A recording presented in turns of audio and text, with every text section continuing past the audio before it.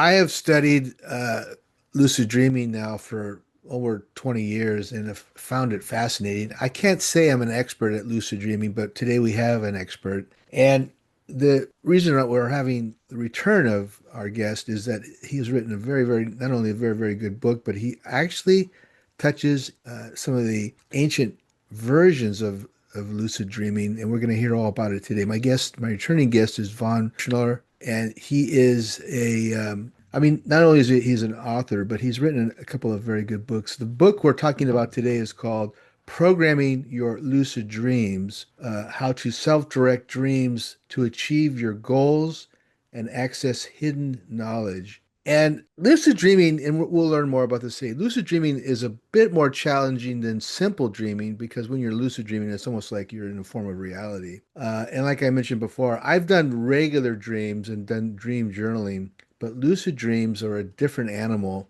And this is why we have Vaughn on. So, hey, welcome to Destiny. How you doing? Good. Thank you, Cliff. It's good to be back with you. All right, Vaughn, let's talk real quickly. What is lucid dreaming over simple basic dreaming? Why is lucid dreaming so unique? Well, there's a long history of what we call dream work, and this is serious dreaming. This is dreaming in reality and not simply playing back memories that you filed away in your mind, and you keep sifting through them. The simple definition is that you're consciously aware of being in the dream. Furthermore, you're consciously aware in the dream that so that you can react and act in the dream as an active participant.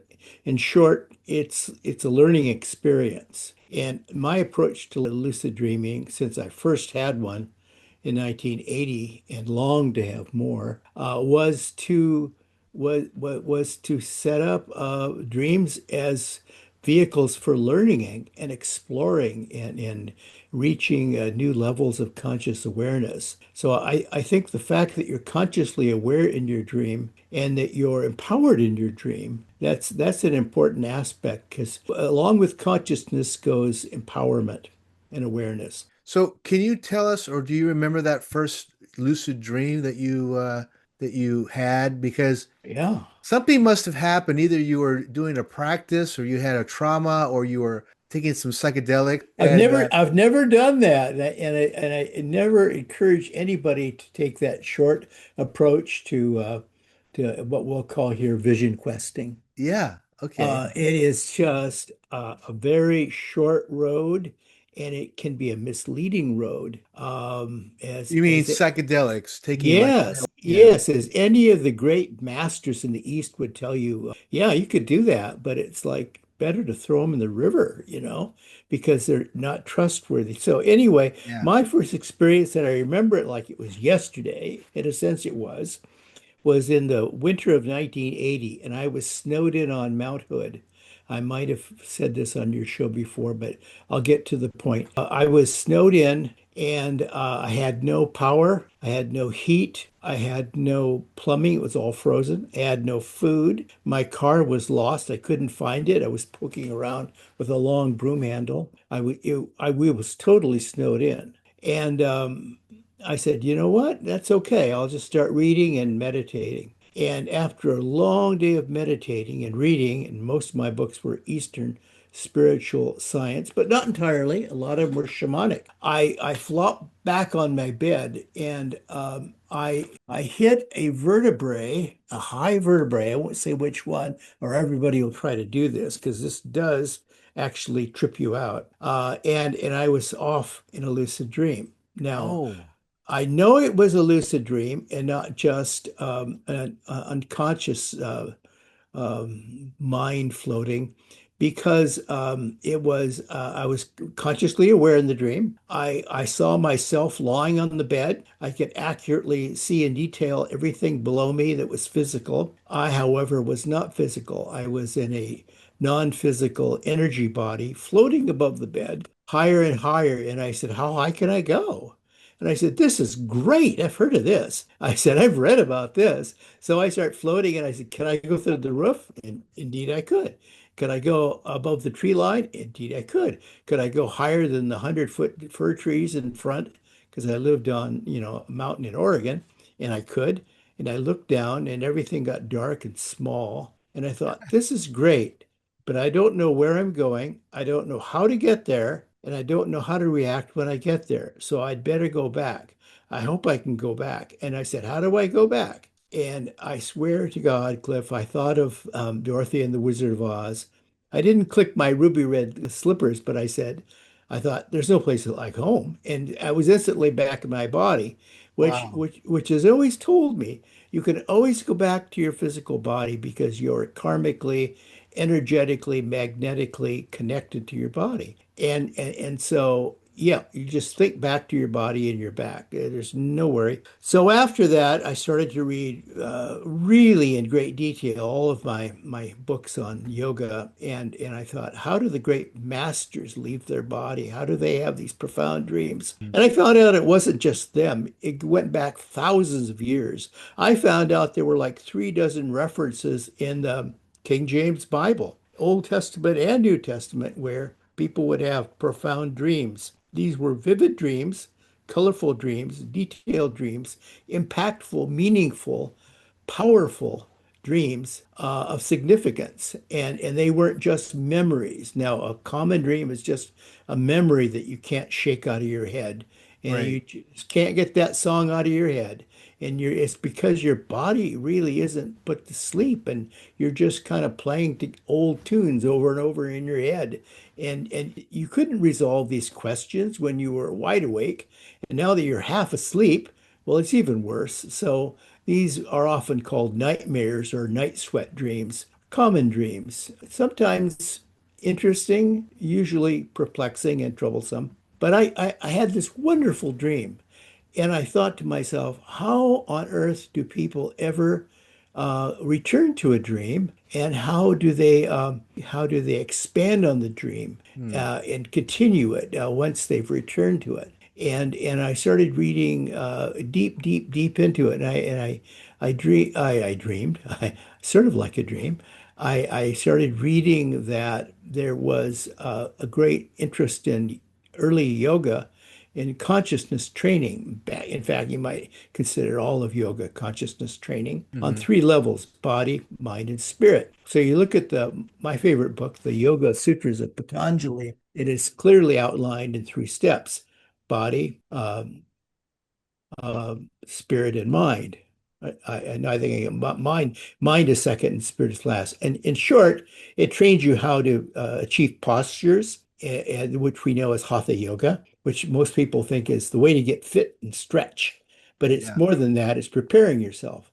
And then you're preparing yourself. Castaneda said the same thing. Prepare the physical for the outward journey.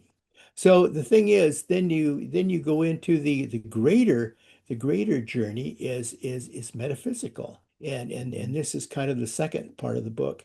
And then if you want to go all the way through all those hundreds and hundreds of pages of, which are hundreds of years old, then you get to the last part, which is magical. And that's when I hit the gold mine, because there are people who practice yoga training to the point where, and this is kind of the area, the school of Raja Yoga, where the Mhm. Samadhi mystics begin to train their young ones how to have profound experiences and journey beyond what we would say is my time, the here and now. So the first thing they will teach the Samadhi students is how to do lucid dreaming. And when they get really good at lucid dreaming, then they'll take them deeper down the path of yoga training so they can have great what in shamanism we'll hear described as the outer journey or the vision quest. It involves getting into an altered state of consciousness. That's why meditation works so very well. But I found that for many people, it's hard to meditate deep enough to get into this, what we call lucid dream state. And for them, I suggest self-hypnosis, frankly, because it's very similar. You can train the body to go to sleep, train the mind to go to sleep, and bring forward your inner consciousness. So when I started studying about the Samadhi experience of the students in the East, I was fascinated because there was a huge tsunami that hit southern India and northern Indonesia a few years back. You might remember it. And I think it was called the Boxing Day storm. Hmm. And they worried, the Samadhi masters, they worried about their young novices that they had put into lucid dreams. Now they would set them off on their dreams, and the advanced students, while novices, would go so deep into a lucid dream that they would stay there a long time. And it was hard to bring them out. In fact, they wouldn't try to bring them out. They would Yeah. wait for them to just come out. I want to talk a little bit about the early part of your book where you describe how the Babylonians and the Yeah. Egyptians actually recorded their dreams. How do we know that those dreams are lucid dreams? Was the description just incredibly detailed? Is this how you Yeah, find? incredibly detailed. These people, the Babylonians, the Assyrians, they were extremely good at keeping tablet records of what they did. Furthermore, a lot of the dreams were have been transferred to the Christian Bible. We know that there were Babylonian kings that would have dreams, and they would be interpreted at the time. We have an example here of Joseph, who actually interpreted a dream. Yes, pharaohs in Egypt would have dreams. The Babylonians would have dreams, and these are often reported in as far back in the Bible as Genesis. That the idea that the God or a messenger, perhaps an angel, would come and speak to them. So our earliest records, in fact, do come from ancient Babylonia. Yeah, you mentioned Gilgamesh Yeah. as one. Give us an example, if you can, of one of his lucid dreams that perhaps turned into a prophecy. Yeah, so the Adventures of Gilgamesh. Who had more fun? Well, what a daring life. So the story of Gilgamesh is like a dream, a diary. He recorded his dreams, and they're told like the Arabian Nights. He there were dreams of building things and adventures and things that he would see, the temples that would be built, directions. It's almost like in our corner of the world, Native American shamans who would have visions and would report this to the people. Yes, it was his personal dream, but they were like dreams of importance to the community, Hmm. like building a temple is a good example. Do you think that Gilgamesh and these other examples were actually able to see in the future? Yeah. And so they were tracking events and activities that were far ahead of time. Yeah, yeah, absolutely. And I think we see this today. We don't, for some reason, after more than 5,000 years of dream work with lucid dreaming, we don't have a lot of respect in our culture for lucid dreaming. And people will have prophetic dreams, and they'll say, I had a dream of the future. I dreamt what was going to happen in the future. And they will laugh, and it would be like amusing, and but then when they come true, we see that this is happening yet today, that people are going apparently into the future and seeing what is going to take place, coming back and reporting on it. So yes, this is one interesting thing about lucid dreaming. There is no fixed time. You can go back in the past and into the future. I want you to talk a little bit about native indigenous people because it's almost like they are raised to induce lucid Yeah, dreaming rather than just dreaming. It's like you have to have, it's like part of a lifestyle. They're trained to move into that lucid state, yeah, and so they can begin having their own visions, their own, as you call it ahead of time, yeah, vision quests. yeah. These people are really chosen. They're special people. Just between you and me, Cliff, it kind of bothers me today that people are getting certified to be urban shamans. I think Right. it's interesting that a person could study this. I mean, I think it's fascinating, and I've certainly tried to study it, but I don't claim to be a shaman. I Yeah. would never do that because these people were often selected, not just who they were, their birth and their bloodline, but they often were people who were lame. The idea of the wounded healer makes a good representative for the people. The wounded healer is ideal to go out there and fight the journeys into the land of the unknown. Because this really is a journey into the unknown. We're leaving the Yeah. known world to go into the unknown, like the hero's journey. And the shaman then would be a person who would be selected, not necessarily born into the job, and then trained through a period by the previous shaman to do this work, and then trained to do what? To enter into great trance-like states, which we might call like meditative states or Hmm. self-hypnosis, whatever you want to think of it. But this would I had a teacher who did this, and he would go into a deep trance, very much like a shaman. And this shaman would go and would go forward into the future or back into the past to speak to, as they would say, talk to the ancestors. They would go into the future to see what the future holds for my people. And then they would come back and report, but moreover, they would teach this. They were teachers as well, and they would teach others in the community, in the tribe, how to do this vision questing on a personal level. Your own personal vision quest might not hold great meaning for the community, but it holds great importance to your life direction. Yeah, I like that. The earlier civilizations really cultivated dreaming much more than we do today. How do we know when we're, because I dream a fair amount, and I try to keep a dream journal. How do we move into the lucid dream? How do we induce the lucid dream? Yeah, I found that there were certain things that people that wanted to go into lucid dreaming were just not conscious of or doing.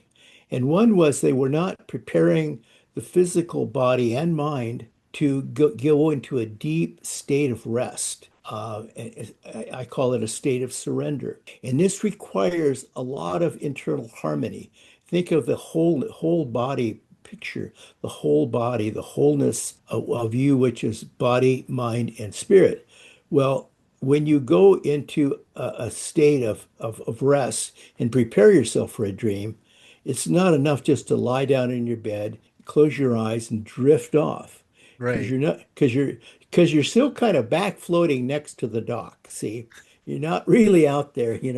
So you need to actually get deeper into sleep. You actually need to physically will your body to sleep. So sometimes when I find it hard to get there, and this was particularly true for me in the beginning, I started cribbing off of some of these wonderful books, and there are many books that you can get on self-hypnosis that you would actually physically focus on your attention on putting your feet to sleep, your legs to sleep, your Uh-huh. torso to sleep, all like that, all the way to the top of that. Then finally putting the mind to sleep. And the final stage, which is very difficult, is to reach a state of inner accord. Now, in yoga training, they talk about the mind is the slayer of the mind. That is to say, your inner consciousness must slay your physical mind for you to have a greater conscious experience. But I'm not faulting the translation of the Sanskrit. I'm just saying that words can get in the way of truth. Yeah. You're not slaying anything. You're reaching an inner accord, a harmony, a body, mind, and spirit level of attunement. And you need to assure the physical brain, your mind, that it's going to be completely at rest, completely safe, and completely rested while it surrenders control for a brief time, for a specific purpose, which is the dream, to your inner mind, your inner consciousness. And then at that point, then your consciousness can come forward and take you on a journey. Until that happens, you have a backseat driver, and that's known as the little brain running the whole big body. Is the Samadhi's training the from the Yoga Sutras that it's the foundation of this work that you're presenting Yeah, in this book. yeah, But is that a course of meditation? Because I mean, I've been meditating for 30 years. yeah. Do meditators have an easy time to get into lucid dreaming or Nobody does. yeah, and that's the whole thing is that we're going to talk about some of the exercises in a minute Yeah.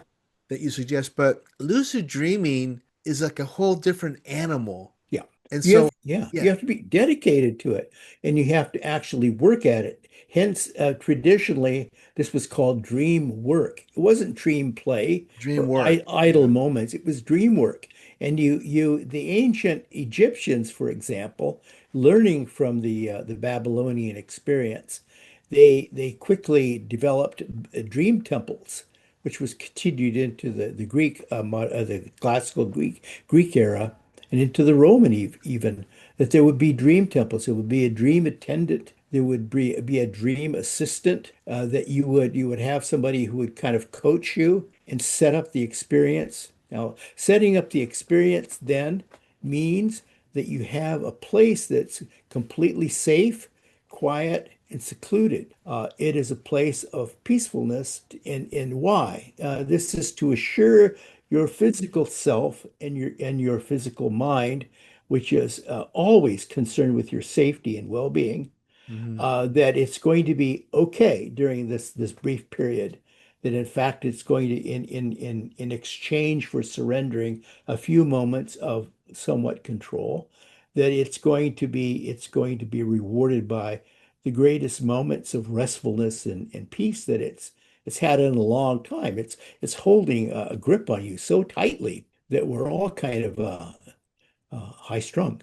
So if somebody has trouble sleeping, that's not going to be a great candidate for lucid dreaming because you're talking about being thoroughly rested, Yeah. and so any fatigue is going to impede the whole process, isn't it? Yeah, yeah. You want to become really good at slipping off and slipping away, and to where it becomes very easy, to where you can actually do this in daydreaming, where you can do this in a waking dream.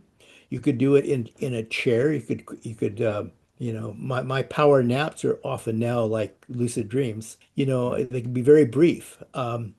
It doesn't have to happen at night during your sleep mode when you're reclining in your bed. You Mhm. could you could set it up to happen anytime, but you must be willing to surrender and open yourself up to the greater adventure. Okay. Before we get into some practical applications, what can we accomplish in a lucid dream? What are some of the benefits of, I mean, you talked about going forward, and in your book, you describe going back into the past, Yeah. which I find fascinating. But what are some of the things that an active dreamscape lucid dreamer can accomplish? Yeah, I find it fascinating. I must confess I use it for a lot of little practical personal things. But I know that there are great questions to be resolved. And this is the journey of the soul. This is where your soul, your inner consciousness wants to take you. It needs to go out there and discover. It needs to be Odysseus on the raft. It needs to find the golden fleece. It needs the vision quest. It needs to find answers for you. It needs to take you out there to confront and open new doors and reach new horizons. And this is what life is. I mean, is life for you simply waking up and drinking coffee? Well, I mean, this is my day. But there's more. There's more to it. And I think all of us know this. That this a life well spent is a life of growth and stretching. And so it is with our dreams. I'm so big on getting people to actually learn to do lucid dreaming because it is our great opportunity for personal discovery and insight. Mhm. You can't get this anywhere else. anywhere else. And it's available to every one of us if we're willing to set up a dream. Can you give us a couple of examples of either students or noted dreamers who have chronicled and journaled what they have achieved in their lucid dreams? Perhaps somebody had an intention for some activity or bits of knowledge or meeting somebody, and they had their lucid dream. Well, there certainly are in the East a lot of visionaries that have reported their journeys into the other worlds, other levels of reality that can be read about in Eastern spiritual science records. The journeys of Swami Satchidananda have been very inspirational to me. I think. I don't know if I should bring this up, but you can also look to in Ekankar. You can find that the original founder of that, Paul Twitchell, writes about, if not his own experience, that of his teachers, more likely, maybe controversially. There are various people that have described where they've gone and what they've seen. Some of them are Native Americans, like Sun Bear, very inspirational. I would say that the writings of Castaneda are largely based on lucid dreams. If You you actually understand. mentioned Carlos Castaneda. Yeah. Yes, I'll never stop defending him because his first book he submitted to us at Llewellyn, and I worked originally at Llewellyn. My first publisher was Oh, Llewellyn, and it was submitted to us. And our publisher, bless his soul, fine man, he said, "I'm not going to publish a grad student's field research." That was his first book. oh my God. And I said, "Are you sure? Like, I have a feeling about this guy." He said, "No, no, we start doing that, we'll get all these dissertations, and I don't want to go that way." Well, okay, so now the wrap on Casanata is that all of his subsequent, I think there were 7 or 8 books after the first, and they were all massive mega sellers, right? Yeah, Okay, they all sounded a lot like the first one. And the controversy was that he couldn't substantiate that he'd gone to Mexico except as a grad student to study the effects of peyote on natives in northern Mexico, right. as he did for the first book, which starts the whole story, right? But then the story continues as though he's continuing his teaching with these masters in Mexico. So I would suggest to you that Carlos began to just have lucid dreams of going to Mexico. Either that or he was just inferring what would happen next in the training. And I think that would make him like one of the greatest metaphysical writers of all time if he Yeah. just had this in his head and he could actually manufacture it. It came from somewhere. So I think that at some point we have to stop thinking about who is the messenger versus what is the message. The message is quite amazing. Do you have any students that have been using your techniques and have reported back on their experience? Yeah, various people have done this. They find it helpful to actually follow. It's a step-by-step thing. Now, I don't advocate that you sit there and read to yourself when you're trying to go into a lucid dream, but Yeah. you study the steps and then you just do it. And don't worry if you're getting the steps out of sequence. I do it all the time. Just know that there are various steps that would be helpful and put them into the equation. So yeah, I know a number of people now.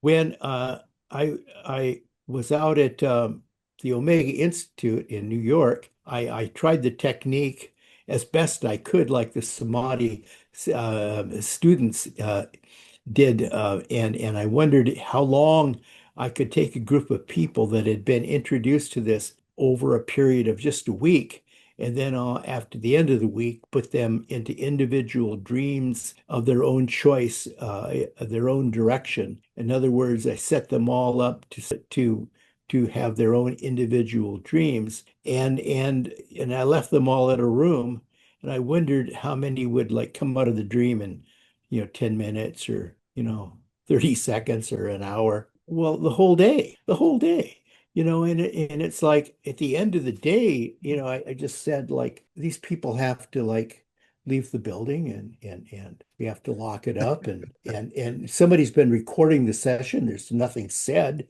I said, cut it. And we have to go to dinner. And so I said, oh my gosh, what did I say to them when I set them up? How do I bring them out of it? And then So you're saying you're teaching a course with the Omega Institute in New York, yeah, and you did a lucid dream yeah, course, an all-day course, and yeah. people were systematically going into the lucid dreams? They all went off in a dream of their own direction, and they were gone there for several hours. Wow. And I sat there and I studied them. I mean, far across the room, mind you. But it's like I noticed their eyes didn't twitch, their toes didn't twitch, nobody coughed. It's like they were just gone. And finally, I remember, and I said, returning to your bodies now, returning to your bodies now, because it was the last thing, and I should have remembered this that I said to them when I set them off. And I said, you're going to stay in your lucid dream until I call you back. I'll go and I'll bring you back. And I said, oh my gosh, I should have written it down, right? So, but then the funny thing is they all quickly, without standing up, they all, bent forward in their reclining positions because they were all on their back on the floor. And they were all alert. They were all like wide awake. They weren't drowsy from having been sleeping for hours. That was the strange thing. And they all wanted to talk about what they've seen and what they'd done because they all went different directions. I mean, let me I, just stop you for a second, Vaughn. I mean, you were the catalyst to help these people drop into a lucid state. I mean, that's you're talking. We're not talking about any psychedelics. We're talking about your inducement. it was amazing. I mean, what was it about that day that got you to such a talented lucid dream facilitator? Oh, I don't think I'm talented at all. I mean, I simply spent the first few days telling them about how to set up a lucid dream. Right. And I talked about how you can go back into the past, into the future. You could find lost keys. You could view your past life or lives. You could look for lost people. You could many things. You could look for answers. If you had questions, you could search out answers. I said it's infinite what you do. So when I set them up on this, I said today is a free day. You're all going to go your own direction. And they looked at me like I said, you're all going to select your own dream. And I said, you all have been told and learned how to do this. And now the test is you're all going to go off on your own lucid dream. And don't be confined that you're just going to be roaming the grounds here, or you're just going to be in the here and now. You can go into the past, Mhm. into the future, anywhere you want to go. Alternate realities, alternate worlds. I don't care. I said, you decide where you're going to go. I said, it's going to be a dream of your own making. You decide where and when and what you're going to dream about, and that's the only thing. And so I got them started with putting them to sleep. I took them that far, and then I said, and now the consciousness comes forward, and I said, now when the consciousness comes forward, you're going to prepare an agenda of where you want to go. You're going to visualize in terms of pictures, not words or sounds, but pictures where you're going to go and what you want to see and what you want to do. I said, it can be sketchy Yeah. and it's your own map. I said, but you need to form the pictures because this is how thought forms work. This is how our consciousness leaves Mhm. our body and goes somewhere and does something with Yeah. pictures. And so then they were all off. And it was amazing how quickly they all fell into it and how long they all stayed into it. So are And you when I saying that everybody in the class was relaxed enough and went into a sleep state and were able to jump into the lucid dreaming? It seemed to me that they were all deeply into a dream. I could see no physical signs that any of them were actually awake at any time Wow. during this entire day. And it's like to this day, I just remark how amazing that was. But it also tells me how anybody could do this because there were 19 people in that room, not including me and the guy that was trying to record nothing because there were no sounds. Yeah. And there was a wide variation in the people. There was a fellow there who was a professor of economics at New York, NYU.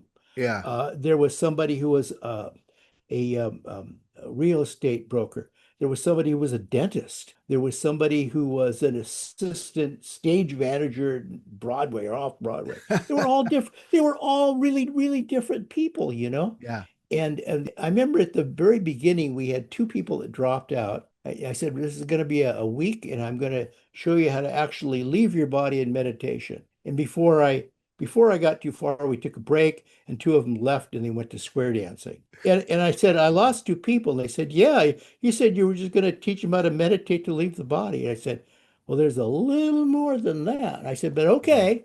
I Yeah. said, square dancing is fun, Yeah. so we had 19 people. And at the end, we had a couple people that showed up late because they couldn't get there on day one. So we ended up with 19. But yeah, I mean, I mean, in a lucid dream, it might seem amazing that people could be gone 3 days, as in the case of the tsunami in India. It might be amazing that all these people at this little retreat in upstate New York could be gone all day in a lucid dream with little training. But anybody can do this. And the amazing thing is time is insignificant because in a lucid dream, you could be gone just a few clicks of the clock next to your bed, but you've lived a whole lifetime. I've done that. And you come back and say, I can't believe it. I was gone 5 minutes. I lived a whole life in this other world. And the reverse can be true, That's I mean, fascinating. That's yeah, amazing. time is meaningless in the spirit realm. And that's what we're speaking about. Let's talk real quickly, Vaughn, about, and you've been giving us the step-by-step setup for the dreamscape. So the first thing is a quiet space, obviously. And I don't know, did you have people bring blankets and pillows, their favorite pillows, so they were comfortable when they were Well, laying down? yeah, but by the last day, that's what they were doing. I mean, they bring their But favorite pillow or something that yeah, so so they could you can you relax. you can just recline. I think it's better when you recline on your back, first of all. I think it's better when your legs and arms are extended a little bit. I think of the in Mhm. yoga, because I've done a lot of yoga training, the dead man pose, but just extended, nothing crossing, and no loose fitting clothing or no clothing, no jewelry. Take your glasses off, take your watch off, take your bracelet off. None of that, nothing, don't cross your feet or legs. Sometimes I sleep with my feet crossed. It's like not in a lucid dream. Yeah, you're Yeah, funny. It's interesting because you say in here, focus your attention on yeah, putting the yeah, physical body to sleep. yeah, And then you're talking about this right now. Start with your feet and work your yeah, way up to your head. yeah, If somebody has a problem sleeping, yeah. it's not going to work. You have to be somewhat of a regular sleeper, don't you? Well, this is what's interesting, people that get conked out, they have amazing lucid dreams because the spirit leaves the body because suddenly it's set free, Mhm. or people who are in a coma, they'll have remembered things, or people that have like in an operation. I mean, I was recently in a 12-hour operation. It's like you can go a lot of places in 12 hours, Oh yeah. but know that there's an inner side of you, and everybody knows this. There's an inner voice in each one of us. Without getting into any kind of spiritual analysis, there's an inner you that speaks to you and has your best interest at heart. And that's what we're talking about. I think of it as spirit. So talk about the next phase, which is deep rhythmic breathing Yes. until it becomes regular. Now, what does that help? How does that kind of shift the consciousness a little bit? Yeah, now this is going to actually this is part of yoga training that just seems to fit hand in glove here. It actually opens up oneself to let consciousness come forward. Mhm. It is not depriving you. I mean, when we begin to do shallow breathing, I catch myself doing this now and then, moments of stress. There isn't a lot of great thought going on. You're just barely breathing. You've got to actually begin deep rhythmic breathing. I like breath in threes. I do three deep breaths, hold it for the count of three, and then I expel it for three. And as I begin it, I usually will think of taking in the energy in the pure air around me, and then purifying it and blessing it as I take it inside and internalize it, and then I expel it with my love and gratitude unto the world. I think that getting into breathing exercises is almost as important as, and this is probably why people have trouble because they're really not relaxing. And this is very Right. relaxing when you get into deep breathing and breathing exercises. You go to the next phase, which is preparing a map, and then you're saying here, I'm just going to read the first of six sections, which is Yeah. notice that your heightened consciousness is now racing while your body and analytical mind is at rest. Yeah. And so you're leaving the critical thinking mind Yeah. of everyday activity and this other mind, other level of consciousnesses you want to bring in. Yeah. I mean, you have to recognize at some point that your analytical mind, this little pocket calculator that runs our life, does a really good job for what it does, but there are limits to what it can do. It is limited by its own frame of reference, its own memory bank. It is only as good as the information you put in. It's like a computer and nothing else. You can't speculate on the unknown. It doesn't know where you were before this life. It doesn't know what lies ahead of you. It doesn't know what you need. It doesn't know what's out there in the unknown world. There's only one part of you that does, and that's your inner consciousness. So it's a very important to begin mapping by setting up the right part of you in charge. So then you get to this state of consciousness that you're calling the Yeah, dreamscape. yeah, And this is interesting what you write. Orient yourself to your presence there yeah. and your surrounding. That's really critical, isn't it? Not It just to, really, it really is, Cliff, because otherwise you're not aware that you're truly in a lucid dream. yeah. You need to orient yourself so that you're consciously aware, and that when you become consciously aware, then your full a set of conscious awareness opens up to you, and that's a tremendous bank of resources to draw upon. It replaces all of your physical perceptions that you've left behind in the physical realm. And so, I mean, I've heard different techniques like look at your hands Yeah. or something. And I don't know what the significance of looking at your hands is, but uh, Yeah. it's That's a something good, about looking at your physicality.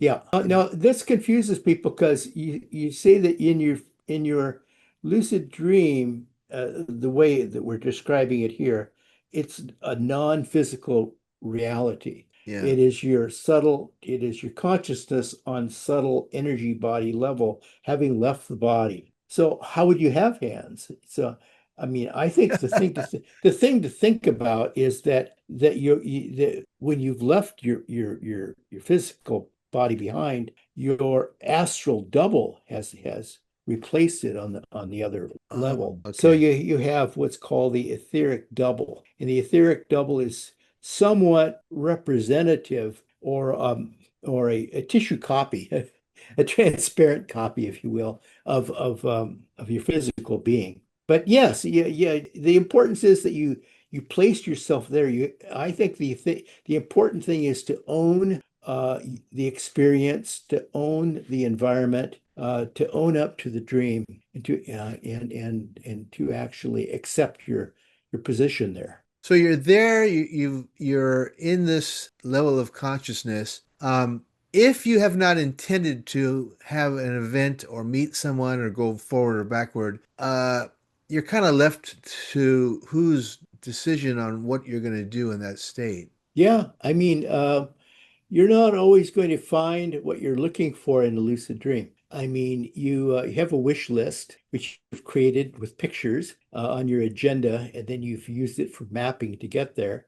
Right, And then you've gone into the dreamscape, and you might not find what you wanted. Now, there are various reasons why. It can be disappointing, sure, but sometimes spirit knows better what you're ready for. I right. mean, some of the things I wanted in my first dreamscapes were insanely grandiose. I was called back by a dream teacher. I said, "This is not good. You know, we're going to curb you for a while, you know." What do you mean a teacher? A dream teacher or a physical teacher? I had a dream teacher for a while. Somebody would actually help me in my dreams. And for a while she would help me go places until I felt a little more secure going on I my love own. that idea. And people say, "Well, did you conjure her?" And I said, "Well, that might sound like it, but I didn't. I visualized her the same way I visualize where I want to go in my dream. Right. Um, so I visualized what kind of attributes I would need in a dream teacher or a dream guide, and then I refined it to where I could actually see her face." And then she was there. Then ultimately, like all good manifestations in visualization, I actually visualize actually having found her. And then indeed, finally, one night when I rose above my bed, above the cabin, above the tree line into the dark sky, in the snowy mountain where I lived, I reached out my hand, and there she was. She grabbed my hand, and I was no longer flailing about aimlessly like a Hmm. fool in the night sky. But I had someone who said, "Where would you like to go?" And I said, "Where can I go?" She said, "No." She said, "It's important to have the right questions." She says, "Because the questions," Yeah. she said, "at this point are more important than the answers." Wow. I said, "Whoa, whoa." She said, "So choose wisely." And so I said, "Well, I would like to go someplace that would show me things that would be profound and I could learn." So she started taking me on walks through the woods. She said, "Now you could do this during the day." She said, "But we'll do it right now, and we'll show you how everything in the woods will teach you everything you need to know." She said, "Nature is our teacher." And this was her orientation. This was who she was. So this is the kind of teacher I got. So this is what we did. We walked in the woods, and we would spend hours looking at things crawling into holes in the woods and the burrows and hidden passages in the Wow. trees. And then she'd say, "Now, what does this mean? What does this tell us?" And I said, "Well, that little squirrel found a place to live." She said, "You're not looking deep enough." She said, "There's always more." She said, "Until you can ask the right questions, I can't help you find the right answers." And finally, she turned me over to somebody else. She said, "This is my teacher. He has more patience than I do. He will help you." And I said, "But It's but I want hilarious. you. I want you." And she said, "No." She said, "It's not working out." So I mean, but she was really good for me, Yeah. and yeah, and I think it's good to have a dream teacher. I I don't like that think, idea. You didn't place that in your book, but a helper, dream helper is a great yeah, idea. yeah, Yeah. As we're concluding, Vaughn, what should people be trying to achieve when they get to the point where they can do regular lucid dreaming? I've heard some people will use it for problem solving, creating scenarios where they're, perhaps interacting with somebody in a relationship and yeah, learning how the person will react or whatever. But talk a good. little bit about the benefits of having the ability to lucid dream. Yeah. So I think in a full-blown lucid dreamscape, the way I practice it, I go somewhere and I do something. It's a great adventure. I call it the inner journey of the hero within. But it is your consciousness that takes the journey. Now, if we look at different ways that people analyze remote viewing, we can understand there are different aspects to lucid dreaming as well. Lucid dreaming can be simply that you remain in a fixed location and you set up the lucid dream, but you don't actually leave. It's not an out of body experience. But the consciousness nonetheless reaches out. And this is one of the great things of consciousness is that it doesn't need to go somewhere to see something. It can reach out like antennas, and your consciousness can reach out and find answers. So I think finding answers to complex problems is wonderful. I always do this when I'm stuck on a book, and I will say, gosh, where do I go now? And I'll just think of that. I'll think of that, and then I begin to visualize that in terms of pictures, like what's chapter 12? Where do I go? What do I do? And I'll dream it, you know. Sometimes somebody will come and say, this is what I would do. I'll get little helpers. They'll come say, this is what I would do, you know. And the answers are there's a infinite number of bits of information out there. All of these thought forms are all like dancing around. And all you need to do is put up your antennas, your consciousness, and it connect. Yeah.